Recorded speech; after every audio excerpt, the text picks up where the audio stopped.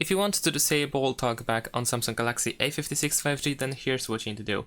What you need to know is that if you want to perform swipe gestures, so for example, if you want to go to the next screen in the home screen, or if you want to go to the app drawer, you need to use 2 fingers instead of just 1. So usually, of course, you use one finger in order to swipe, but in this case, we need to use 2 fingers at least, or actually just 2.